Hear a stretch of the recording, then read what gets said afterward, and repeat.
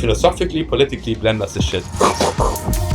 You've done music videos for Coldplay, Elton John, Lipa. Sounds crazy, no? That Yeah, sounds crazy. But the one I chose to discuss today is the Ashnikko Worms music video. This one was one that I was really excited for. Ash, she also represented something that I was really connected to. Was this the first time you'd integrated live action with 3D? Yes, you get so much stuff you didn't even plan for. We just got this crazy footage. We were like, amazing.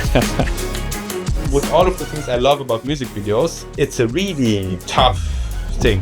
The biggest artists that are willing to pay for animation, the ceiling is kind of low. You work in an industry that expects crazy shit. I think it's something everybody struggles with, finding the balance of how to do this right and treat yourself right. I was so afraid, like most people, not being able to sustain a living from this. And so I did these hours. I suffered on this project. Raman, welcome to the VFX Process. Thank you. Can you just introduce yourself and tell us a little bit about your background? So my name is Raman Djafari. I come from Berlin. That's where I was born and that's where I live again. I used to live 10 years in Hamburg. That's where I studied illustration. That's kind of my formal training, so to say. So I went into editorial illustration, and then somehow my old high school friends becoming worldwide big techno group, and they asking me to make a music video for them, and me kind of being stupid enough to just say yes without really ever having done animation. Then I just kind of fell face forward into animation and then learning on the process and now working as a director mostly. What was that music video and what kind of medium was that? My roots as an animator are in 2D and it was in TV Paint. The music video is called Snow for the band Fiag. Yeah, it's like very like morphy dance, like it's really fast paced, super high velocity edit, but I still like it somehow. Like there's something in it that I think it speaks to my fascination for the medium when I first encountered it. I was like, wow, this is crazy. Was that a great way to learn like animation? Had you animated anything before that?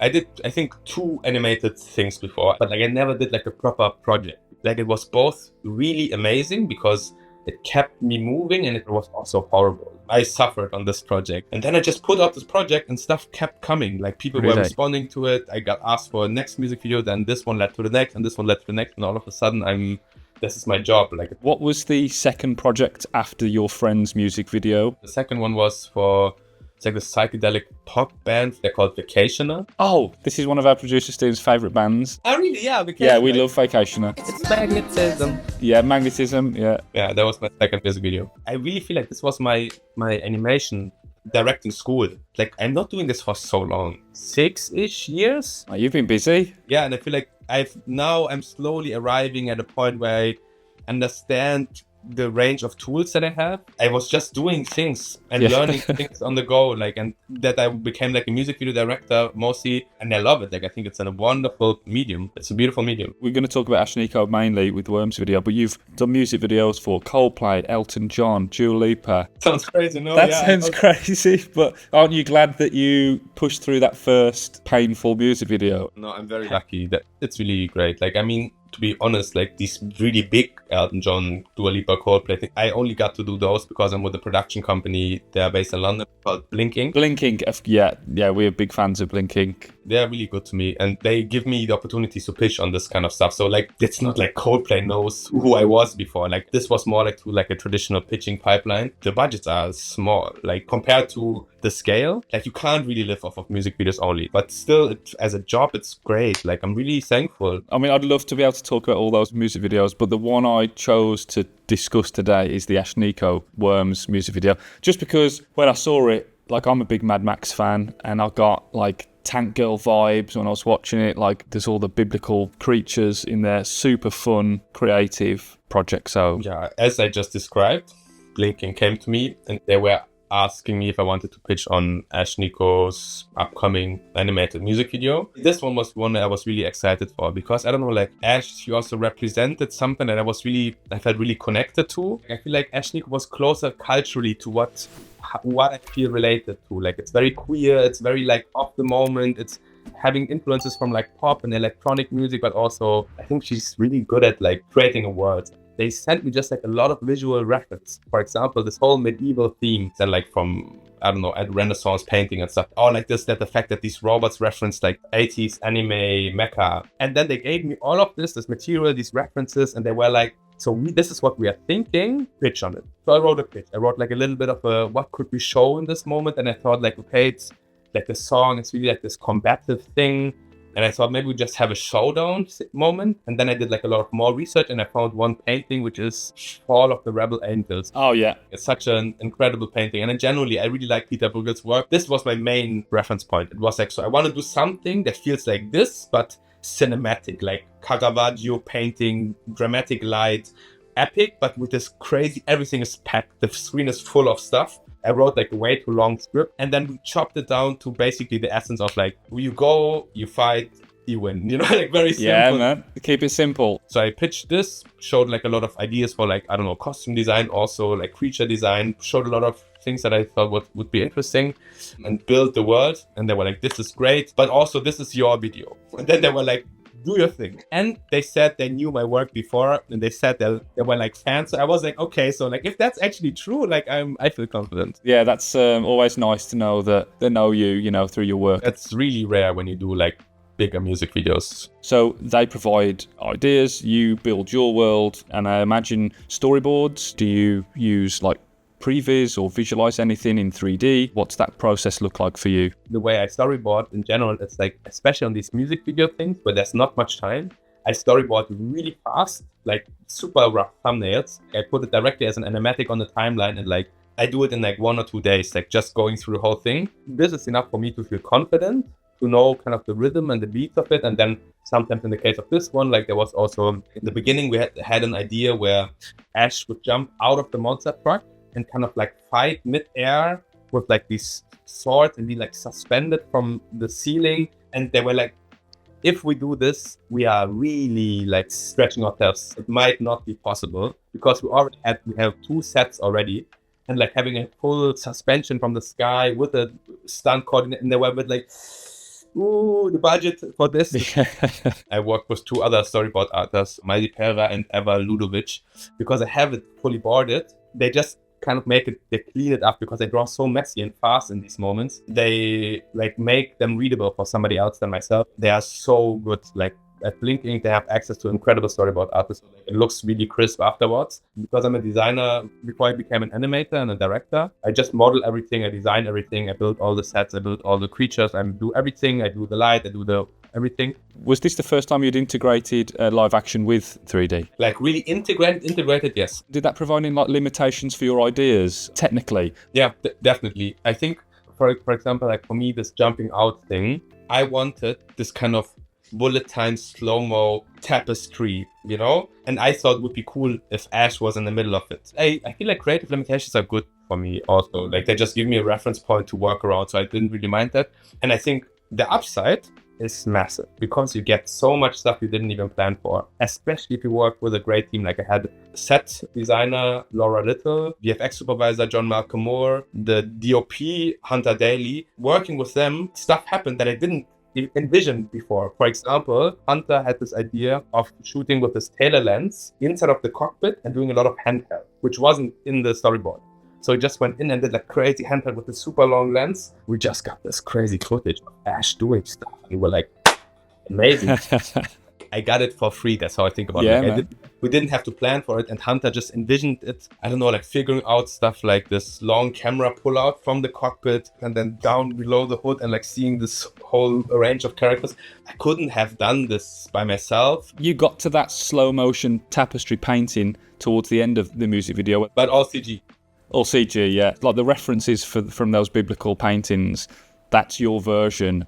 And it just looks so badass. Thank you. But it was fucking difficult. Was it? If I'm really honest, I'm not fully happy with how they turned because I think they look good. This is my admission to all of the 3D people. My models are really shit in topology.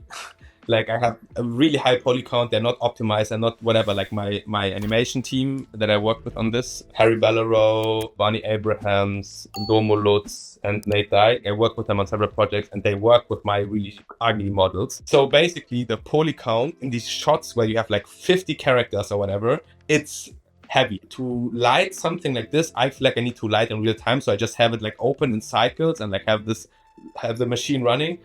And it's tedious. Like it's really like you do a little change and everything stops for a second. So I was really fighting, but I feel like 10%, you know? So those scenes then, that large scene at the end, is that all in one Blender file, or is there like layers that you like they comped? Did you jump in and kind of put that together? That these big scenes, I put them together myself. Like I had another director from Blinking, Balazs, came on board and like helped tweak lighting a bit, because Balazs is really good at lighting, and he took 2-3 scenes, or 4 maybe, and like helped me like optimize the lighting.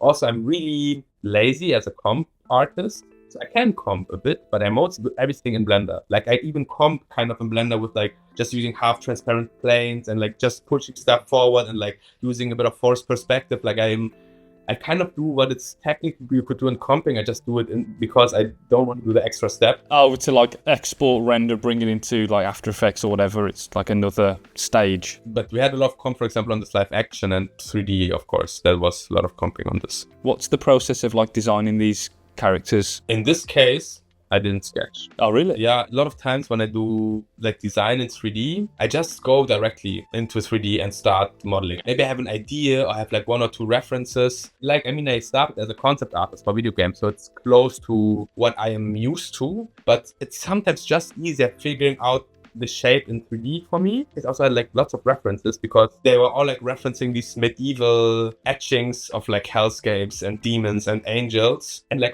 all the robots, for example, they were very much based on like Neon Genesis Evangelion. Even like bits from Shaman King was in there. They did a bit of referencing Bauhaus, like the Triadic Ballet. So I just kind of like open up this big reference board and I just start designing in 3D on the fly and figuring stuff out. Is it sculpted in Blender or is it like ZBrush? Actually, it's just really modeled, like with just having a subdiv on a cube and starting to... Oh, okay. Yeah, the face are mostly sculpted. Sometimes the hands and stuff are sculpted, but the rest is like just modeled. And like rigging these things? I'm a horrible rigger. Like, even with Auto Rig Pro and stuff, like I never really bothered to like really learn it, to be honest. It's just not something that I feel drawn to. And I have this amazing team of animators and riggers that I just mentioned earlier. So it's kind of like fake stop motion aesthetic. What was the decision for that? I like the fragility of the models, that they feel a bit like puppets that you could tip over. I like that the texture has a beautiful way of interacting with light. I like the sense of like all of these characters that feel a bit like, in all of their glamour and drama, they're also a bit fragile and a bit like, especially in the case of these monsters, I wanted them to feel a bit like the hyenas from Lion King. Oh yeah. Both menacing and vile and scary, but they're also somehow really lovable because they're maybe a bit stupid also. And a bit misunderstood. Yeah, to some degree, yeah. I just really love how this looks. And if I'm really honest, I feel also still a bit bad for kind of co-opting the visual language of a medium that I'm not using, which I guess it's okay. It's like using synthesizers to make a guitar or whatever. Yeah. Well, you know what? You can imagine the budget and the time that it would take to shoot a stop motion. What's the trick to nail that kind of stop motion CG look? Basically 2 things, I think. One is the size of detail can never go too granular, because if you think of a miniature, like you can't go smaller than a specific size. So even a hair needs to be a little bit thick. The other thing is just like really working heavy with texture. In my case, I do a lot of bump maps on everything that are really heavy and deforming everything a little bit, like making everything look a bit janky. Yeah, imperfection kind of. Oh, and movement, of course. Like I think the movement, having worked with the 4 animators that I mentioned earlier, like now on several projects, they also work with me on Don't Hug Me, I'm Scared. One of them worked also on my Squid Pamphlets video, and now they're all working on my short. And like we have kind of built a repertoire of tools, and one thing is also just like frame rate, 2s or maybe even 3s sometimes if it's warranted. Also how they're moving is more like, it's less curvy and a bit more precise. Also like focal lengths, having like very shallow depth of field. How you light is really important. I think lighting and the poetry of making a beautifully lit image, like that helps a lot. Definitely. And what about the, with like camera moves in the stop motion world? How did you do that with the cameras and the characters moving through the frame? The characters, they move on 2s and the camera moves on 1s. I think also by now it's more common. I think when I started to reference this, like I knew 2 or 3 projects that had this look in 3D, but now it became like people have like these clay prefab shaders and like like because we got in contact through Yonk. Oh yeah, Yonk, yeah. This frame by frame stop motion tool that they built for Blender, like everything adds a bit here and there, and everybody takes their own tools. For this kind of project, Raman, what was the kind of most challenging part of that? What was challenging, this is something we didn't even talk about yet, was translating this 3D look into the set and working with Laura Little to figure out like what do we need to make her cockpit look somehow related to this world around it. Laura went out to archives and just found stuff, old synthesizers, chains, stuff like this, and they built a set just from old bits and pieces that are assembled, but also like we made stuff, like we added designs for the gear stick, for the steering wheel. I love the steering wheel. Laura had them carved out of wood. They're all wood carved. It's crazy. Just making it feel as detailed and intricate, but it was so rewarding. It was so cool. Amazing. It's something really great when you see that through the lens that you've built this world, And another thing, it wasn't so challenging for me, but I think for Ash, we shot all of the music performance sequences and that are happening inside of the helmet. And Ash was strapped in this like duct tape, and she was really suffocating in this and like performing and giving so much energy. That was so crazy. Like Ash every take was like full energy. So I think like the most challenging bit on the day of shoot was really Ash in this like duct tape outfit. There was a lot. Oh man, that sounds intense. But it was really fun. Like it's so, I don't know, live action is so fun. I hope I get the chance again to do a bit of live action. Building these worlds and designing all these characters, was there any characters that just didn't fit in that world? And how do you design a character that kind of really does fit within the world it goes to live in? Most of the first characters I did, they didn't make it. Like I think they were a bit too ambitious. I did some characters that had more like this underwater-ish feel. Like they felt a bit like fishes and stuff. And also they didn't really make the cut. Like one of them, the only one that kind of made it was this horse with the fish tail, Titty Horse. By the fan base named Titty Horse. That was amazing. When you've designed all these characters, did they all have names? And I gave names to all of them, yeah, but the fans just did their own thing. When I posted the designs on my Instagram, I gave the name to every character and the explanation why they have this name. Oh, okay. Amazing. Did that help with naming Blender files by any chance, rather than saying like Monster 1? Yes, exactly. And also like it gives the animator something to work with, and it makes it fun somehow. It makes sense, characters, they deserve a name and a life and a story, Why did you choose Blender, and how did you get into integrating 3D into your 2D projects? I encountered it first time, I think, on my first festival that I went to after I made my first music video, which was Pictoplasma, and I saw a lot of stuff that really inspired me. I thought, oh wow, maybe I can do this.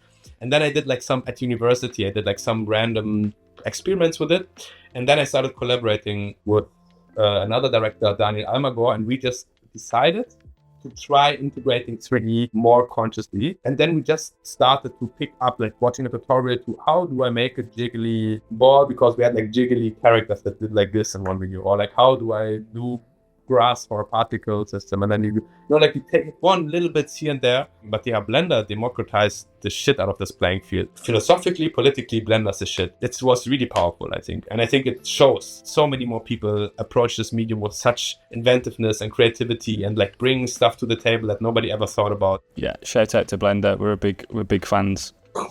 And it's just amazing, going to these festivals and Pictoplasma and seeing what other people are doing with it. People are doing so many incredible things with these softwares.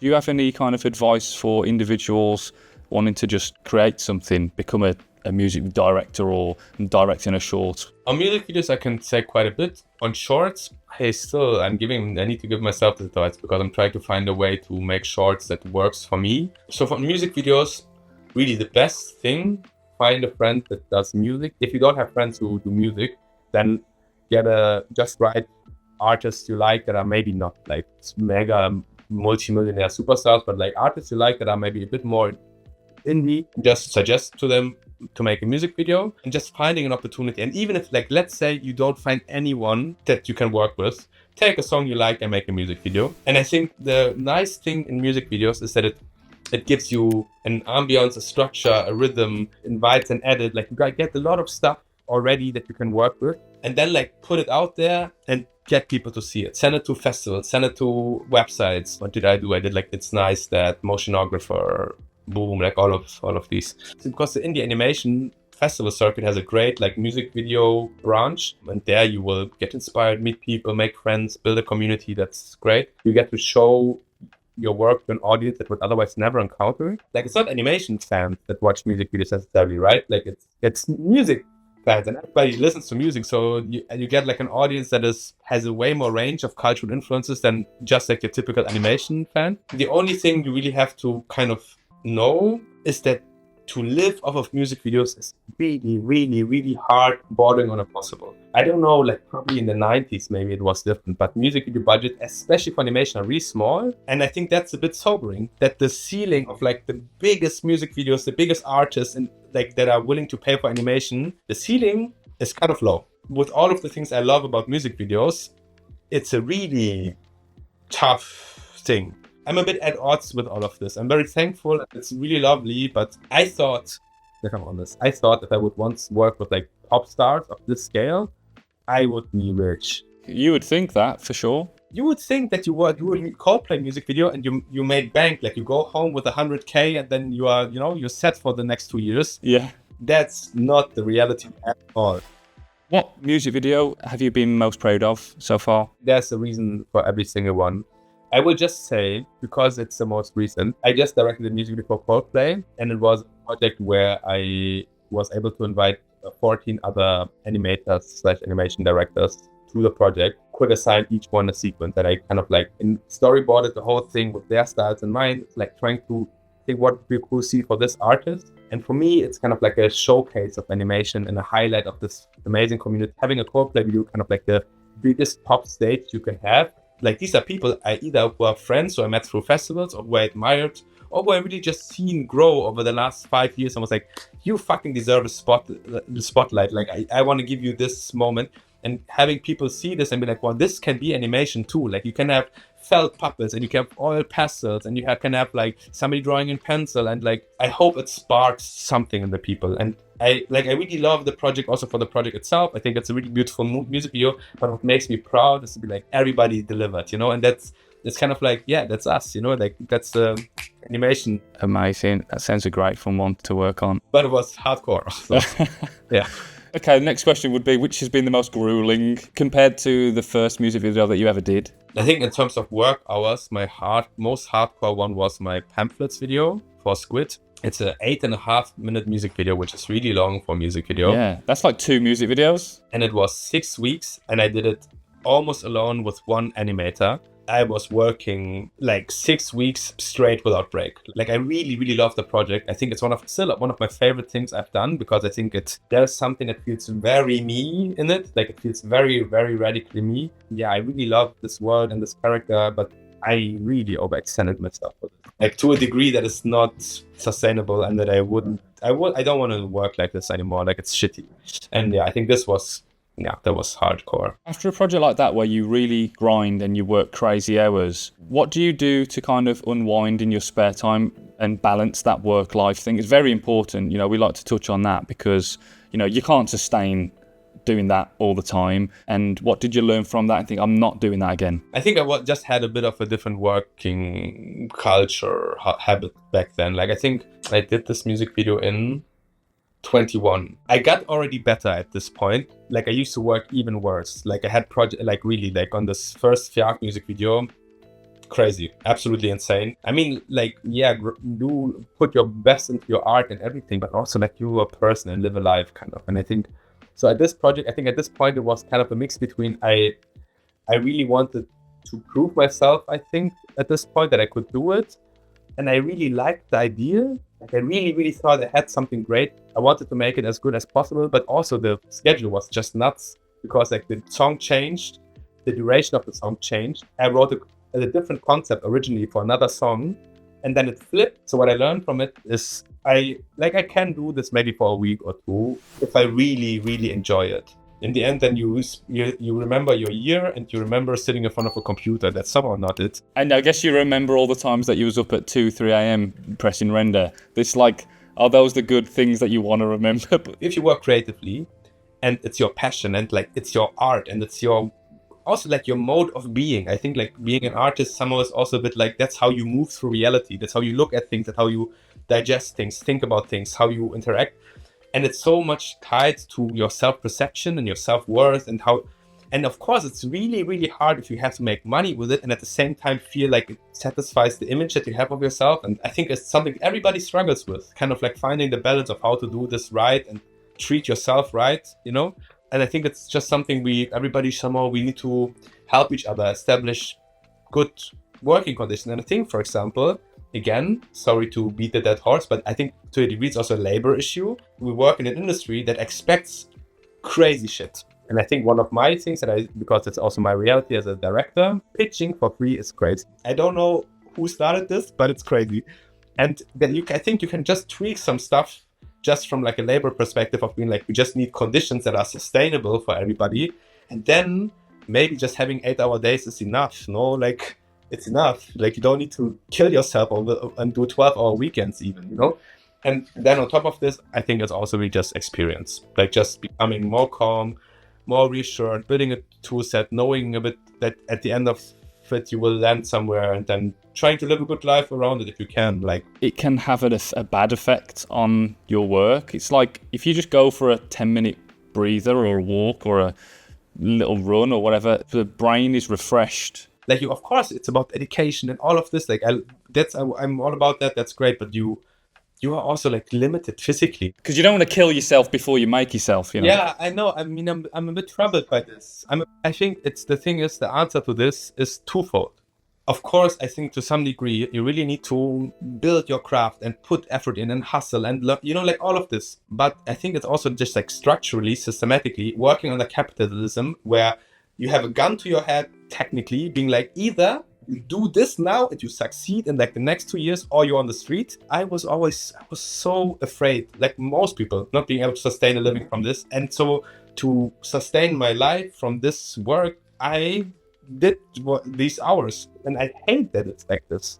And I kind of would just want to say, no, like there are really good ways, and I'm sure there's somewhere a balance, a sweet spot where you can be like, I can be passionate and I can work hard and I can make it in this industry or whatever, and still like take care of myself and be kind to myself and build community and, like all of these things. And I think somewhere there probably is a way to maneuver all of this with grace, but also it's just systematic. It's shitty, but we have to acknowledge it. Like, it's not on us, on you, on everybody as an individual. Like, it's a systematic change also that needs to be happening. If you are in such bad conditions, you've really got to at least reflect on it after and go, look, I really need to change something down the line. I can't sustain this. I have to look after myself, because your self-health is the most important thing, Yes, you can do it with yourself. You can be like, yes, I have to sustain, build, grow, but we also have to do it as like a community, as a people who like come together. And like, I don't want to pretend like I'm this crazy unionizer here in Germany, but like my step right now is just saying it always on every stage that I'm on, in every interview that I'm in. I'm just saying like, we are kind of accepting a system here that is a bit crazy, and it's going to be probably more crazy if we're being quite frank with the AI. We don't need to touch on this, but like probably the working conditions gonna be even more crazy. And I think what is just really this thing is like, build community, share resources. Let's make this better for everyone, and not go into this shark fight in the ocean where the strongest one goes to the top. Like that's not it, guys. And also, just to end on a positive note, this whole thing, you can also work and grind and everything, but from a place of passion and curiosity. Because if you feel it, and if you love this medium, and if you love that, and you have something to say or to show or you care, that's also fucking awesome. Like, it's so cool to feel like you want to really you want to do it. Like, it feels good. It gives you this feeling of like purpose. That's amazing. No, it's so important to talk about, and I really appreciate, and I guess everybody else will appreciate that when you're on a platform like this, because it is so important. It is a community, it is the industry that as a whole, something needs to change, because you don't want this to be the norm forever. I'm not saying go to your friend that has like a band in the garage and demand like a massive budget. Like, that's probably not going to happen, I'm just saying, like, I think there's... Of course. And no, I completely agree. Raman, I understand that completely. I know that you're working on a short film. Can you tell us what's next for Raman, and what can we see coming out? Yeah, I'm trying to make my shorts. I have like some ideas for shorts. One is kind of ready for production, but a bit on hold. One is currently in production.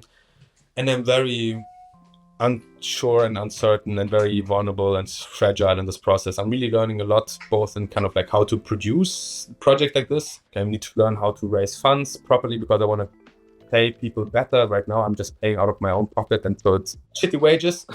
And it's kind of like working with friends and trying to make something that everybody's proud of, you know. So I want to also learn a bit how to acquire money and like getting public funding and stuff like this. I just want to do my own projects, and I think I have lots of stuff I want to put into animated shorts.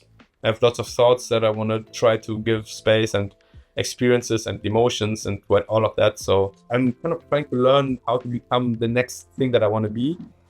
So yeah, but it's good. It's good. I'm really happy and proud of myself for like doing it, but it's also a struggle. Challenging, yeah. Well, whatever you do, Raman, we wish you all the best. Honestly, we really do. And if anybody's watching this and can give Raman any tips and advice of raising funds, I mean, like you say, it goes back to helping each other because it's a community and it's better to share. And that's appreciated. Thank you. Well, I just want to say thank you so much, Raman, for your time. It's really appreciated, picking your brains and having me rage for like an hour. No, our tagline is getting intimate with your industry.